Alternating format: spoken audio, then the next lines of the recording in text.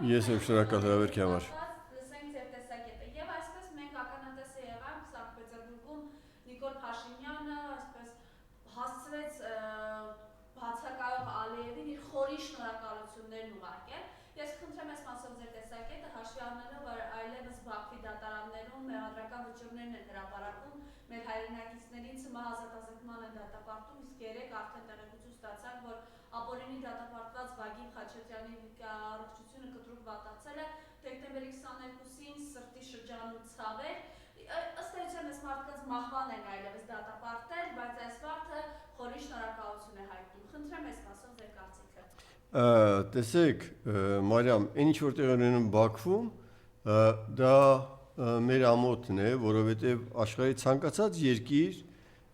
իր գերիներին մեկ օր առաջ ազատելու համար ամեն հնարավոր ու անհնար քայլերի գնում է եւ դա է երկրի վարկը աշխարհում դրանով է պայմանավորված։ Այս վարչախումբը ազգակործան պատասխանատվի գլխավորությամբ ոչինչ չի անում դրա համար։ Օրերը անցնում են, ամիսները անցնում են, տարիները անցնում են ու միայն սի խոստումներ է տրվում այն մասին, ընդհանրում խնդրում եմ պատկերացրեք, էլի նրանց մտերիմ հարազատները, ընկերները, որոնց հետ իրենք կյանք են ապրել, որոնց հետ իրենք պայքարին են դուրս եկել հանուն պետության, հանուն հայկական շահի, այդ մարդկանց տառապանքը եւ այս իշխանության ներկայացուցիչների համար դա որևէ արժեք չունի։ Եվ դրա դրսևորումը հենց այն է, մասնավորապես ինչի մասին դուք ասում եք, փոխանակ ինքը այդ հարթակը օգտագործել, որպեսզի կարողանար մեկ քայլ առաջ տաներ այն խնդիրը, որը ինքը արդեն տարիներ շարունակ չի լուծում, ինքը այնտեղից շնորհակալություն է հայտնում։ Համոզված եմ, որ դա ըստ այն արժանավորում գնահատվում են ոչ միայն Հայաստանում, այլև բոլոր այն երկրները, որոնք մասնավորապես հավաքված էին Սանկտ Պետերբուրգում, պետք է ասեն, եթե այս երկրի ղեկավարը այդպես է վերաբերվում իր երկրի քաղաքացիներին, որոնք տարիներ շարունակ այդ երկրի պատիվն են եղել, այդ երկրի անունից բանակցել են տարբեր միջազգային կազմակերպությունների հետ, եթե այդպես մենք էլ մեր բաժինը վերցնենք այդ երկրից, որտեղ նրանք արժանի չեն։ Իրենք այդպիսի ղեկավարներ ունեն եւ այդպիսի ղեկավարների պարագայում ինչ էլ անենք այդ երկրի հետ նորմալ կլինի։ Սա կարծում եմ մեծ ամոթ է մեր համար, մեծ ամոթ եւ ես առավել քան համոզված եմ կգա ժամանակը եւ բոլոր մարդիկ առաջի հերթին իհարկե ազգայնագործան պատուհասը, բայց նաեւ իր բոլոր համախոհները արժանի պատասխան կտան իրենց շարագործությունների համար։ Այս իրականության մեջ կարծում ծանոթ եք պարոն Մինասյան, Ադրբեջան Ռուբեն Վարդանյանի մասին ֆիլմ է պատրաստել, որտեղ նաեւ կա Սամվել Բաբայանի, Տիգրան Խզմարյանի, այս մարդկանց խոսքը, մասնավորապես Սամվել Բաբայանի մասով, դեռ պետք է պատասխանը տրվի, այդ ոնց է եղել, ոնց ես դու կարողացել անցնել եւ գալ եւ ադրբեջանցիները քեզ չեն գերեվարել, այն դեպքում որ ժամանակին ասում էին իր գլխի համար ամենամեծ գումարներն է Ադրբեջանը առաջարկում։ Խնդրեմ ինչ ունեք ասել։ Գիտեք, ընդհանրապես այդ երևույթը նողկալի է, որովհետև եթե խոսքը գնում է, որ դու համագործակցում ես մի ֆիլմի հետ, որը ադրբեջանական պրոյեկտ է, դու պետք է 1000 անգամ քո խոսքերը չափես, 1000 անգամ ու նոր մի հատ խոսք ասես, պետք է համոզված լինես, որ դա հենց այդպես էլ կգնա։ Եթե դու դա չես արել, դու անկախ նրանից ինչ մտքեր ես ունեցել, ինչն են ասել իրանք, ինչն են կրճատել, դու արդեն մեղավոր ես, որովհետև դու համագործակցել ես մի ուժի հետ, որի նկարագիրը քո համար պետք է պարզ լինի։ Եվ դա վերաբերում է այդ երկուսին, որոնց անունները դուք տվեցիք, բայց նաև ես ընդհանրում եմ բոլոր այն մարդկանց, ովքեր անցյալում կամ ապագայում կհամագործակցեն մեր թշնամիների հետ։ Այդտեղ, եթե դու քեզ հավուր պատշաճ չես պահում, արդեն իսկ մեղավոր ես։ Արդեն իսկ մեղավոր ես։ Հիմա այս անձը, սրա նպատակը ո՞րն է, որ այսպեսի կեցվածքներ։ Գիտեք ինչ, ես կարծում եմ ինչպես իրա, այնպես էլ շատ շատերի մասին մենք կիմանանք ամբողջ ճշմարտությունը միայն այն բանից հետո, երբ այս ազգակործան պատուհասների իշխանությունը վերանա։ Կարծում եմ իսկապես լրջագույն քննություն պետք է կատարվի այդ մարդկանց բոլոր արարքների նկատմամբ, ոչ միայն այս արցախահայերի բռնի տեղահանումից հետո, այլև դրանից առաջ, որովհետև իսկապես կան բազմաթիվ խոսակցություններ այն մասին, որ բավականին մեծ քանակի այսօր հովանավորվող մարդիկ իրենց բացական ներդրումն են ունեցել այն ամենի մեջ, ինչ որ տեղի ունեցավ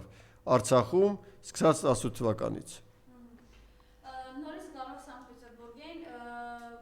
այստեղ պարոն Մինասյան, իրենք տեսնում եք, հա, գալիս են ԵԱՏՄ հակաքարոզ, Եմեն գնում, ես ենք անում, հեսա ժողովուրդ ջան, վիզաների ազատականացում, դե այստեղ Ֆրանսիան գալիս է մեզ փրկելու, այնտեղ գնում, դե բնականաբար խոնարհաբար Վլադիմիր Վլադիմիրովիչին շնորհակալություն հայտնում խաղաղության օժանդակելու մասով։ Ես կխնդրեմ այս մասով ձեր տեսակետը, սա ինչի դրսևորում է։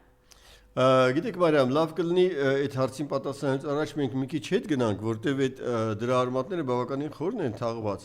Եվ տեսեք, բոլորովին վերջերս Եվրամիության բարձրագույն ներկայացուցիչները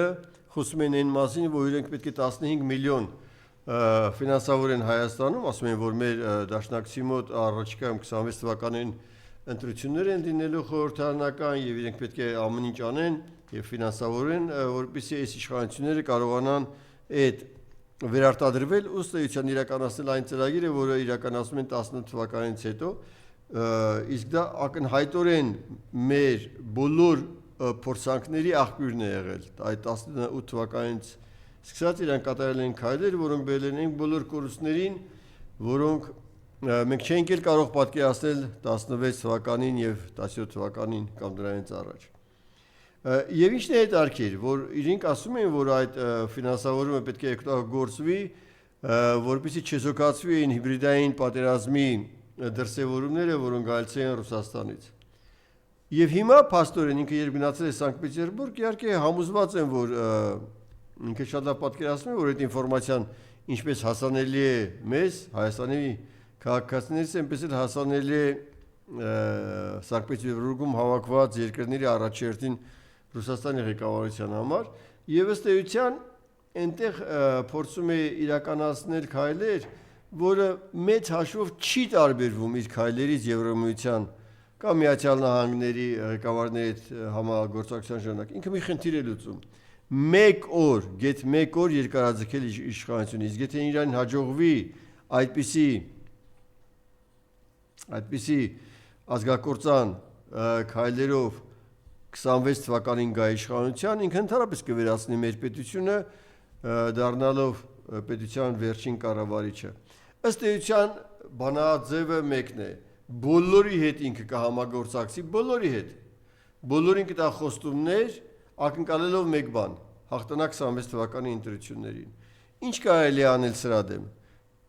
Մենք պետք է հասկանանք, որ ոչ մեկը, աշխարհում ոչ մեկը ավելի հայասեր չի կարող լինել, քան հայ ժողովուրդը, քան հայ քաղաքական գործիչը, քան հայ լրագրողը, շինարարը, շինականը, բոլորը։ Եվ մենք պետք է բոլորս միավորվենք անկախ այն բանից, թե ինչպիսի կողմնորոշում ունենք,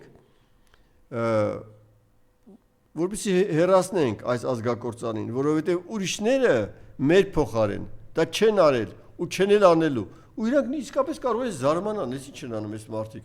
Իրենք մտածում են, որ մենք պետք է գանք իրանց համար այդ խնդիրը լուծեն, եւ ես զարմանում եմ, որ նաեւ կան քաղաքականներ, որ մեր ամբողջ հաջողությունները կապում են օտարերկրյա կամ, չգիտեմ, հյուսային կամ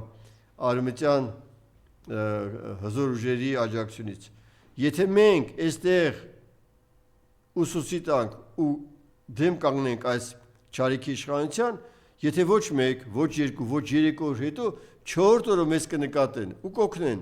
Առանց դրա երբեք որևէ մեկը մեր համար որևէ գործ չի անի։ Եթե անի, ապա կանի միայն իշահի պետության։ Ու դա բնական է։ Աշխարհի բոլոր պետություններն էլ այդպես կանեն։ Հայաստանն էլ այդպես կաներ, եթե մեկը ելներ այն ակնկալիքներով, ինչ որ մենք հիմա ունենք, ամբողջ աջակցությունը Հայաստանից ակնկալեր։ Մենք էլ կանեինք, բայց արդեն ոչ թե իշահ հետ պետության ու հետ ժողովրդի, այլ իշահ Հայաստանի։ Պարոն Մինասյան, բայց տեսեք, հա, նաև Ռուսաստանը կոնկրետ այլևս զգուշացնում է, որ երկու լարի խաղ չես կարող անել ԵԱՏՄ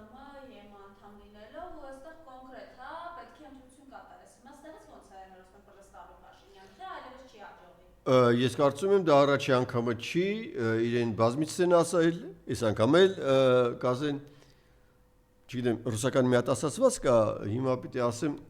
չեմ կարող հայերեն թարգմանել, ռուսական «А Васька слушает, да ест»։ Հա, ասում է ու տենց ասում է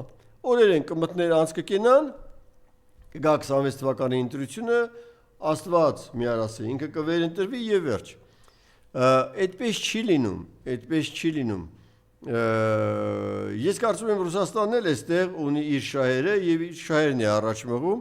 ու այդ շահերում ամենաառաջնայինը չի կարող լինի հայ ժողովրդի շահը պետք է լինի ռուս ժողովրդի շահը մենք պետք է առաջ մղենք հայ ժողովրդի շահը սա ակնհայտ է հիմա ամեն դեպքում հա մենք նաեւ տեսանք որ ի պատիվ հայ համայնքի այնտեղ մի քանիսին իրար ինքը կարողացել էր տանել նստածների դիմաց թե բա հավաքվել են թե հանդիպել են համայնքի հետ բայց այնտեղ բողոքի ակցիաներ եղան պահանջով օր առաջ ազատ արձակվեն Հայաստանում քաղաքականները նաեւ իդեմս սրբազանների խնդրեմ սա ինչի պատասխան է ինքը ոնց արդեն տեսնում եք Սփյուռքում էր հա ինքը ինչքան փորձեց պարակտել ինչքան փորձեց Սփյուռք Արցախ եկեղեցի Հայաստան տարանջատել ու բաժանել բայց Սփյուռքում էլ իրենք խայտարակում են Իրացեք եւ շատ հատկանշական է Մարիամ որ հայ համայնքը Սանկտ Պետերբուրգի հավաքվել էր Նևսկի պողոտայի կենտրոնական պողոտայի վրա գտնվող Սուրբ Կատարինա եկեղեցում ինչու է հատկանշական որովհետեւ այն այլանդակ հարցակումները որ հիմա իրականացվում է այս ազգակործանի կողմից հենց ուղղված է մեր միգուցե վերջին պետական ինստիտուտին որ ինքը դեռ չի հասցրել բացել մեր հայաստանյան առաքելական Սուրբ եկեղեցուն Եվ իհարկե դա ողջունելի ու նաև բնական է այդպես էլ պետք է լինի հայը անկախ նրանից թե որ երկրում է առաջերտին հայ է մնում հենց իր եկեղեցու հավատարիմ լինելով որտեվ նու ցավոք սրտի ակնհայտ է որ ասենք թե այնտեղ ասենք թե դպրոցները չկան լեզուն մի երկու սերունդ հետո վերանում է չի օգտագործում այնպես ինչպես առաջի սերունդի ժամանակ տարբեր պատճառներով նաև խառնամուսնություններ կան հավատքը մնում է այն տարբերակիչը որը մեզ միշտ տարբերակել է 1700 տարի տարբերակել է ընդ որում տարբերակել է ոչ միայն մուսուլմանական երկրներում այլև քրիստոնյա երկրներում որտեղ քրիստոնյա երկրներում եւս մեր հավատքը տարբերվում է մյուսներից բայց քանի որ խոսքը այստեղ հասավ տեսեք մենք ուղղափառ ենք արևելյան ուղղափառության ճյուղին ենք պատկանում Ռուսաստանն էլ է ուղղափառ ու եթե պետական իշխանությունները շատ չոր չեն խոսում այն մասին որ անթույլատրելի է եկեղեցու նկատմամբ այսպիսի այլանդակ ոտնձգություններ ես կարծում եմ գոնե Ռուսաստանի ուղղափառ եկեղեցին պետք է իր խոսքը բարձրացնել որ անհնար է պատկերացնել որ դաշնակից երկրի ղեկավարը իր ուղղափառ եկեղեցու նկատմամբ այսպիսի այլանդակ հարցակումներ է իրականացնում ես կարծում եմ որ դա իսկապես այդպիսի հայտարարությունը միայն պատիվ կբերի ռուս ուղղափառ եկեղեցուն այսինքն ավելի չկա որևէ հայտարարություն չի եղել այնպես որ ավելի բառը անտեղին է հա պետք է ավելի կոշտ ավելի բառ չկա իրենք որևէ հայտարարություն չեն արել սրա մասին սպասենք կոշտ ես կարծում եմ այո դա պատիվ կբերի ռուս ուղղափառ եկեղեցուն Ես ասեցի Մարիամ ջան, այո, մենք պետք է անենք, մենք, առաջինը մենք եւ եթե մենք անենք, ոտքի կանգնենք, ու էլ ասում, դա տևի ոչ թե 1 օր, այլ տևական ժամանակ, անպայման աջակիցներ կունենանք, իհարկե։ Այդպես է։ Հիմա մենք տեսնում ենք, որ իրենք ըստ հրապարակումների մամուլում սպասվում է դեկտեմբերի 28-ին գրոհել, արդեն անձամբ Նիկոլ Փաշինյանի գլխավորությամբ։ Այո։ Մեր սրբազանները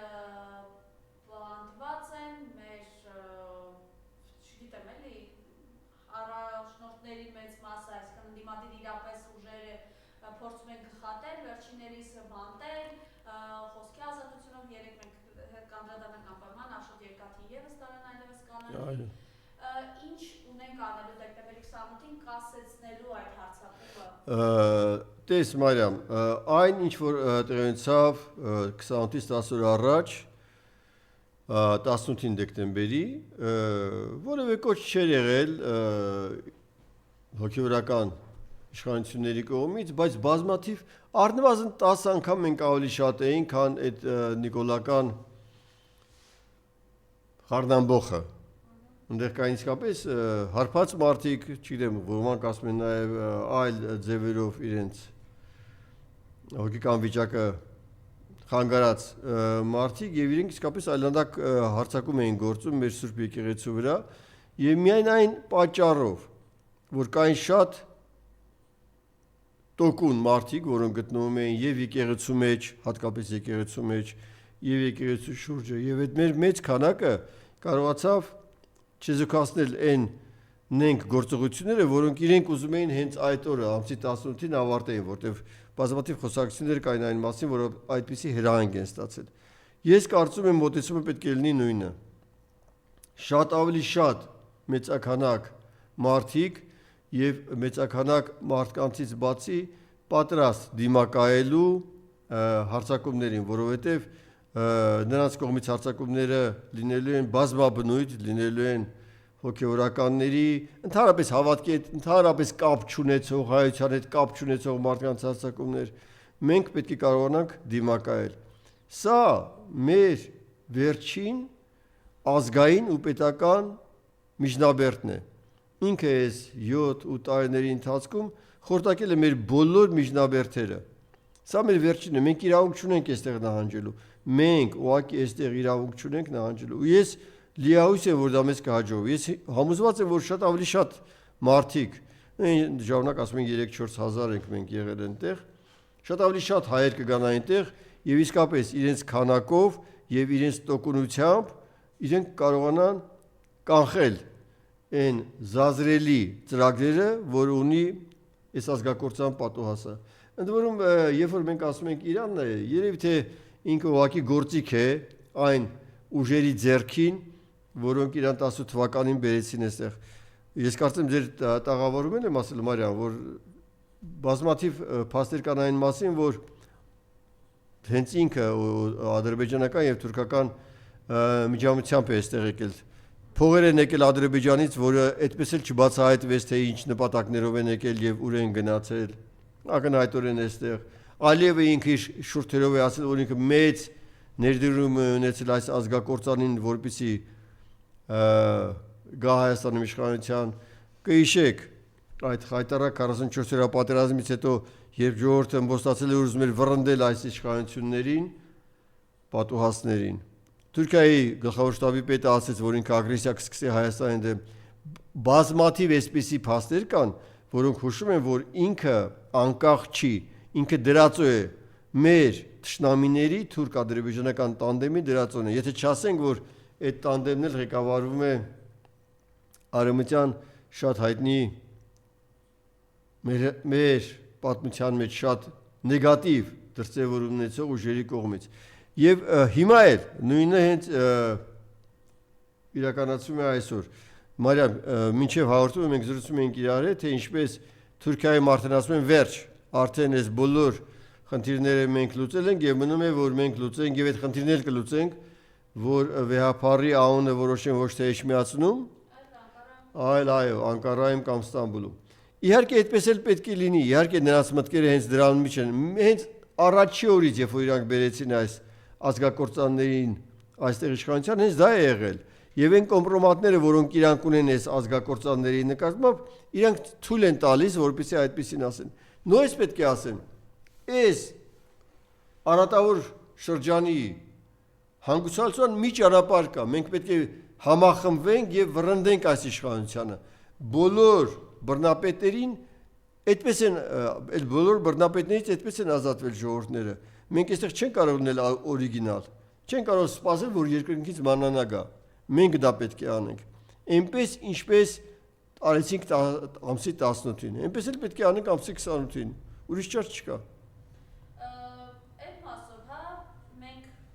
տեսնում ենք, որ իրենք ամեն դեպքում շատ արագ են գործում, եւ այո, սրան պետք է հակազդեցություն լինի, եւ ի պատասխան էս ամեն ինչի։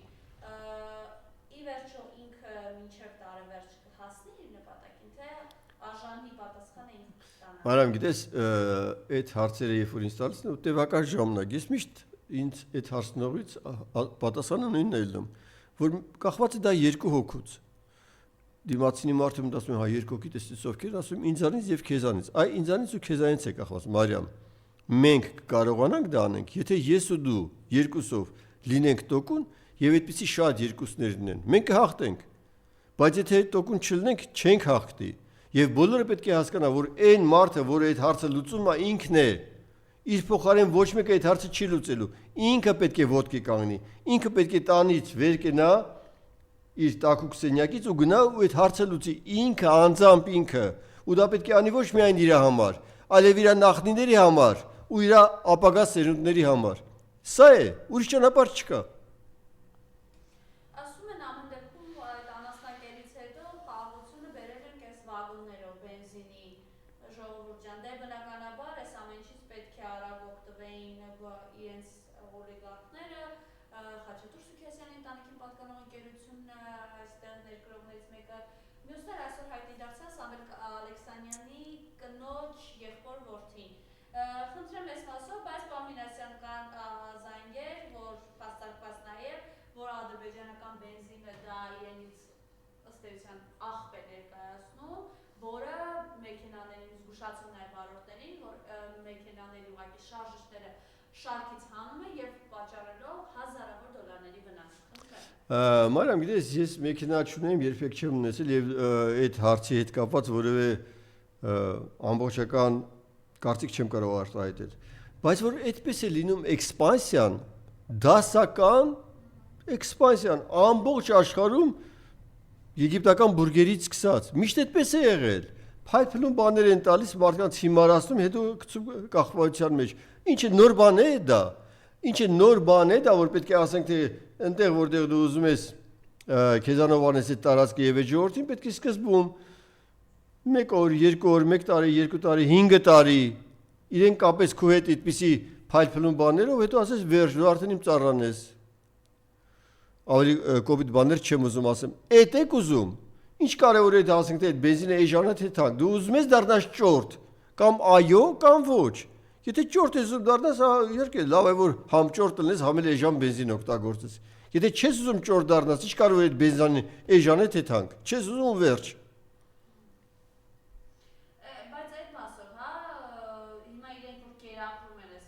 կեղծ խաղաղությամբ ու սրանով բարձա, չէ։ Երեք մեկ վերից Մարբոզանն նաև ասաց, այսօր Ադրբեջանը խնդիր ունի իր լոլիկը արտահանելու եւ սպասեք այդ փտած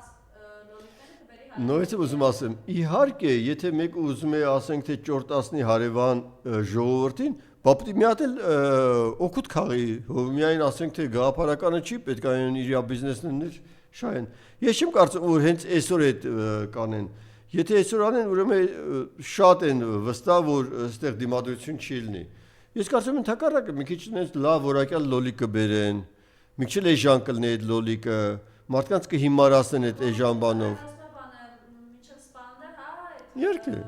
Իհարկե, դա սովորական դասական բան է, նույնիսկ եմ ասում, բոլոր ժամանակներում, բոլոր ժողովուրդներին այդպես են հիմարացրել։ Պետք է մի քիչ իմանալ ու հասկանալ, թե դրա վերջը ինչով է ավարտվում։ Մորթում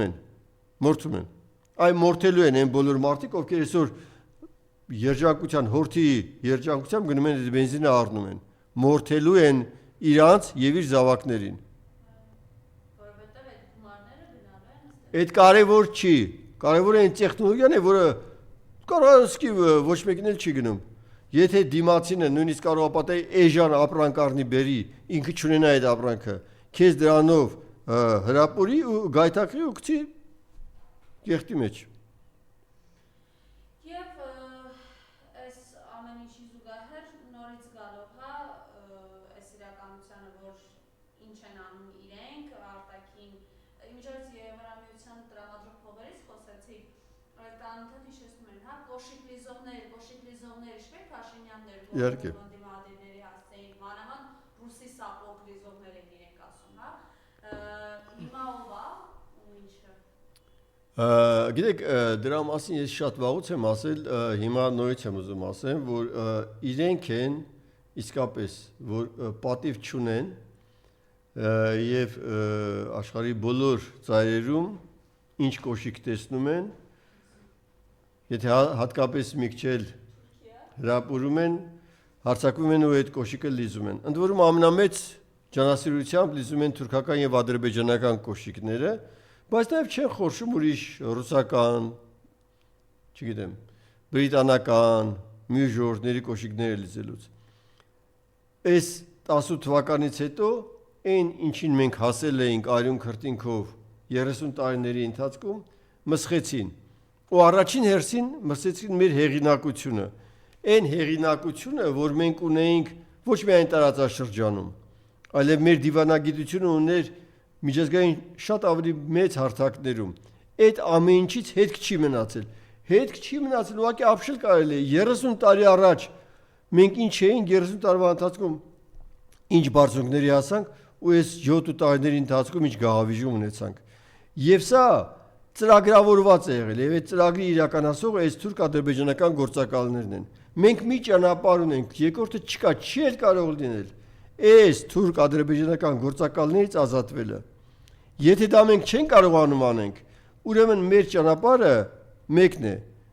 դեպի աղբանոց, պատմության աղբանոց։ Եթե մենք դա կարողանում ենք անենք, մենք կամաց կվերականգնենք այն ինչին մենք արժանի ենք, ինչ ունեինք ընդամենը 7 տարի առաջ։ Սա է։ Պարոն Մինասյան, եթե այսպես տարածաշրջանին անդրադառնանք, վերջին ժամանակաշրջանում տարածաշրջանում ինչ զարգացումներ են տեղի ունեցել, որոնք ազդում են նաև Հայաստանի վրա, որովհետև այս եռացող կաթսայում բնականաբար Հայաստանը անմասն չէ, եթե իհարկե գլխավոր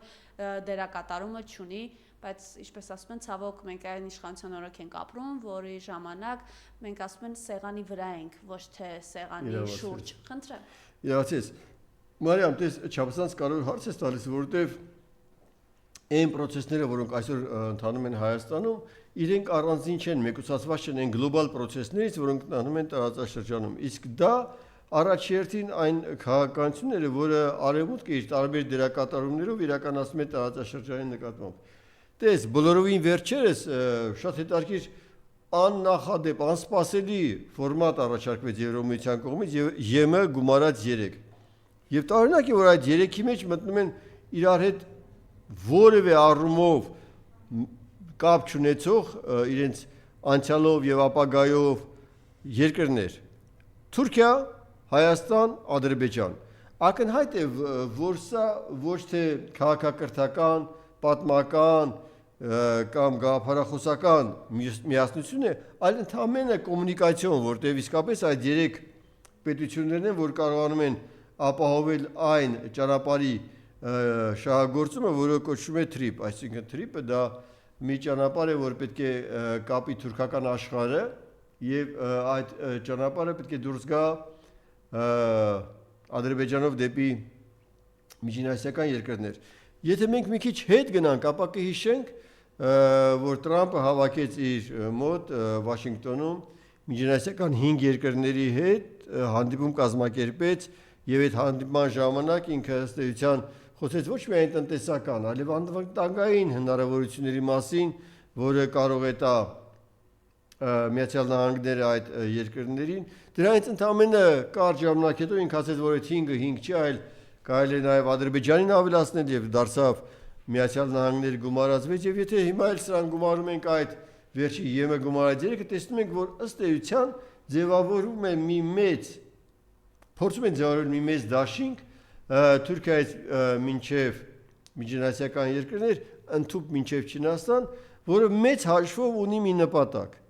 իրարից հեռացնել 3 են հիմնական երկրները, որոնք փորձում են միավորվել ընդդեմ հավաքական արևմուտքի՝ դա Ռուսաստանն է, Չինաստանը եւ Իրանը։ Այս ծրագրի իրականացումը, սա բրիտանական ծրագիր է, վաղուց է, սա նոր չի, այլ մեծ խաղ կոչվող մեծ քաղաքական խաղ կոչվող ծրագիրն է, որը դարերի պատմություն ունի եւ այսօր այդ